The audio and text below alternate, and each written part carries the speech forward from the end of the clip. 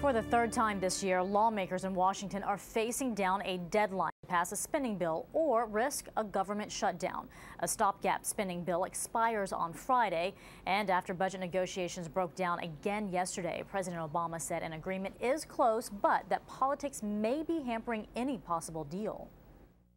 It would be inexcusable for us to not be able to take care of last year's business. Keep in mind, we're dealing with a budget that could have gotten done 3 months ago, could have gotten done 2 months ago, could have gotten done last month, when we are this close simply because of politics.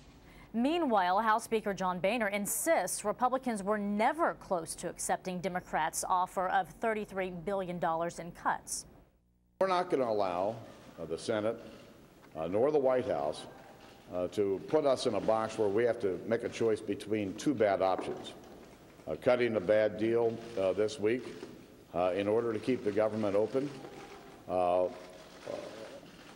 or allow the government to shut down due to Senate inaction. President Obama is calling for meetings with Boehner every day until a deal is reached. And for more now, we are joined from Washington by Politico's Marin Cogan. Thanks for being with us, Marin. Thanks so much for having me. All right, so we're getting mixed messages from the White House and House Republicans. How close are they to a deal? I would say things are still very fluid and they're still very much up in the air. We'll probably know over the next 24 hours or so what a deal could look like. But again, you know, Speaker Boehner didn't commit to any sort of number other than the $61 billion that he had initially put forward until tonight. He said maybe $40 billion. Senate Democrats and the White House are a little reticent here because they say, you know, is this guy going to keep moving the goalposts? Time is really running out. Well, that's the question. I mean, should we take him on his word, or is the Democrats' offer of $33 billion in cuts something that the Republicans may agree to? Well, it's unclear. You know, the Democrats said that this was the number, and they put it out there, and Boehner wouldn't publicly comment on whether or not it was the number, and then he said yesterday that it was unacceptable. Now, to me, that sounds pretty clearly like a rejection of that number, so we'll see what happens with 40. Well, the president said he would accept another short-term deal, but only one that lasts a few days. Why is he opposed to a longer extension?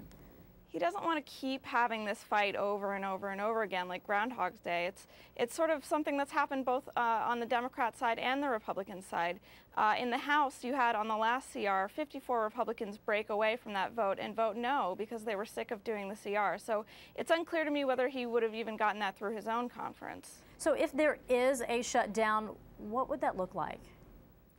I think politically it would be not good for either side, and I think that Speaker Boehner was pretty emphatic last night in a closed-door session with his party saying that if there's a shutdown, it's going to be a disaster for us. I don't think either side is going to look good.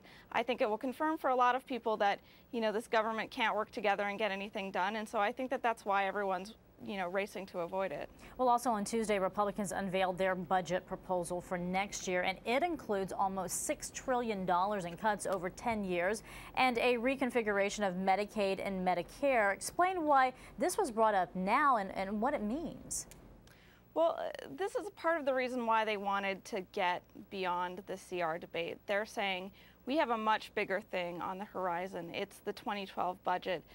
This is House Budget Committee Chairman Paul Ryan's baby. It cut $6.2 trillion from the budget over the next 10 years. And so they're looking to focus on the next big fight. They want to focus on the thing that they've put a lot of time and effort into. They don't want to keep hashing these battles out over and over again. That proposal also calls for tax reductions for upper-income Americans and corporations, and some argue it asks very little sacrifice from baby boomers. So are we going to see another situation where no one can simply agree on that budget?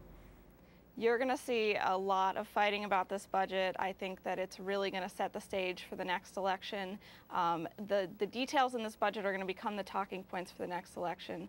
Democrats are going to hammer Republicans over the spending cuts that they make, especially to entitlements, and Republicans have tried to counter that, like you said, by taking those 55 and older sort of out of the proposed changes. But I think there's still going to be a lot of fighting back and forth.